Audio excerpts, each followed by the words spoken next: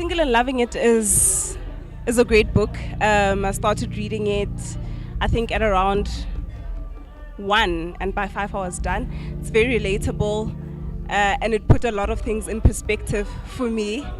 Pastor Mantsha's humor is out of this world. She's hectic. She's very funny, and it's relatable, and I think it's actually quite a good book. I think it's something that people in our churches need to read. People in our families need to read, because then they'll know how to be sensitive to the needs, and just how to speak to single people, how it's the small things that you do without knowing that really just hurts or irritates in a way.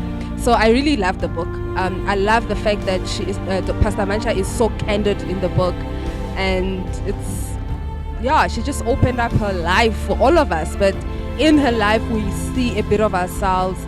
So yes, this has been a book that we've been waiting for. It's an amazing book, well written, very truthful, very honest.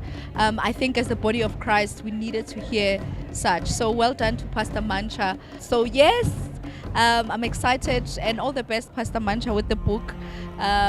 May it go to as many people as it can. I hope a lot of people will have an opportunity to grab the book and read it and grow, and let's change the status quo. So we're starting a movement, Single and Loving It. Please be on the lookout. Check us on Facebook, mantsha.com. Check us on Twitter, Mantsha. On Instagram, Mantsha P. There's a blog as well, Mantsha P.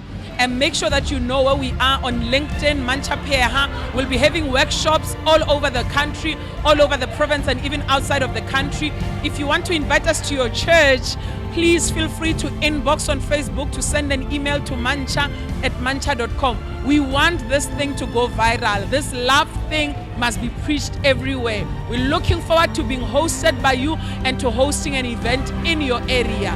Thank you.